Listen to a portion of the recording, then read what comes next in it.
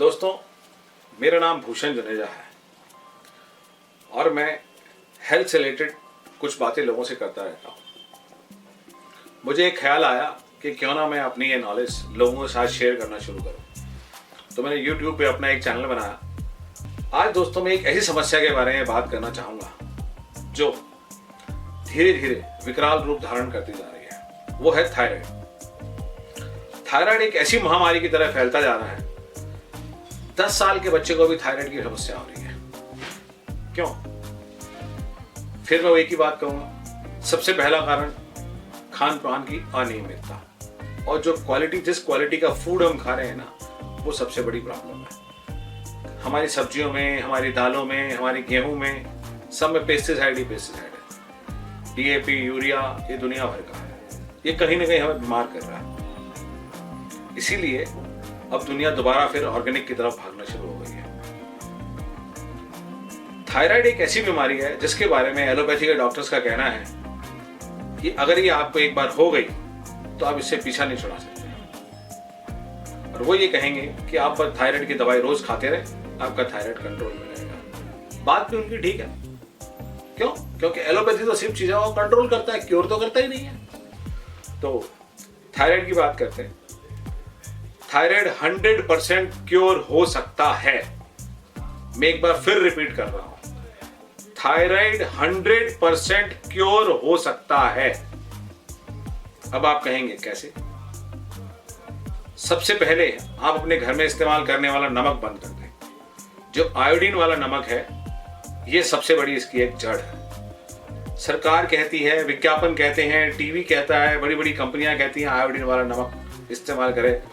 दोस्तों, गूगल वहां पे आप सर्च करके देखिए, आयोडीन वाला नमक पूरे यूरोप में और अमेरिका में बैंड है। ये बैंड। आप आयोडाइज सॉल्ट की बिक्री नहीं कर सकते हैं वहां पे। तो आयोडीन वाला सॉल्ट सिर्फ इंडिया में ही क्यों मिल रहा है? फिर मैं वही कहूंगा, कोई ना कोई माफिया काम कर रहा है इसके पीछे। तो मेरा सजेशन है, या तो आप सेंधा नमक खाएं या ऑर्गेनिक सॉल्ट खाएं। ऑर्गेनिक सॉल्ट मतलब without iodine, without any chemical.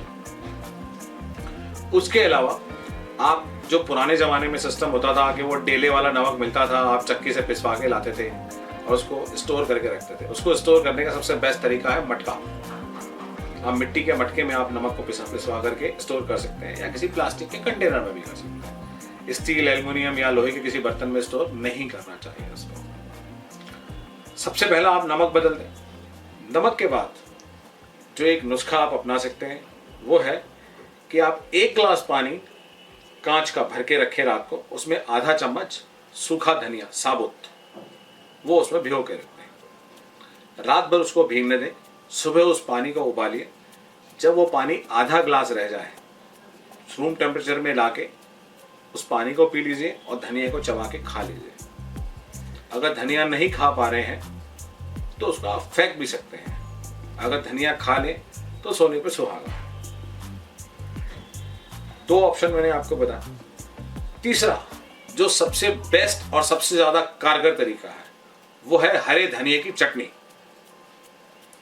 आप एक काम कर सकते हैं कि अपने भोजन में हरे धनिए की चटनी इस्तेमाल करें।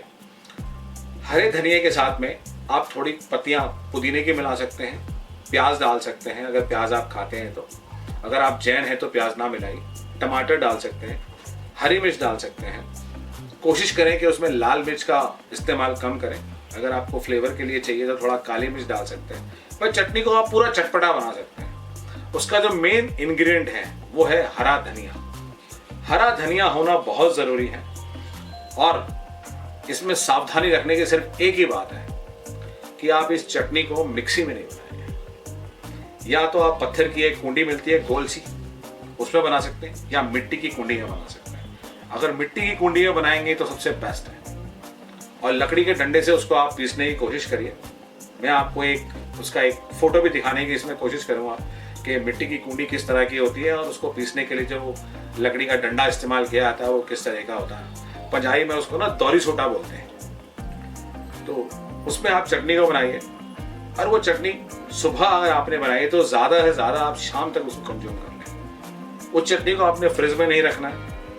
इसमें इस्तेमाल किए गए जितने भी इंग्रेडिएंट्स हैं, खास तौर से ध्यान रहे कि वो फ्रिज में रखे हुए नहीं होने चाहिए। जैसे हम पूरे हफ्ते की सब्जी ला के फ्रिज में भर देते हैं, वैसे नहीं। ताज़ा धनिया, ताज़ा पुदीना, ताज़ा टमाटर, ताज़ा हरी मिर्च, इन सबको आप इस्तेमाल करिए, उसकी चटनी बनाएं। 3 से 4 महीने में आपका थायराइड लगभग खत्म हो जाएगा। आप ये नुस्खे आजमा के देखिए। मैं बहुत लोगों का थायराइड क्योर कर चुका हूं। दोस्तों, अगर आपको मेरे ये नुस्खे अच्छे लगे तो आप लोगों से शेयर करिए। अगर आपको मेरा ये वीडियो पसंद आया है तो वीडियो को आप शेयर करिए और मेरे इस चैनल को आप सब्सक्राइब करें। मैं और भी आने वाले दिनों में इसी तरह की हेल्थ से रिलेटेड कुछ बातें आपसे शेयर करता रहूँगा। Be healthy. Thank you.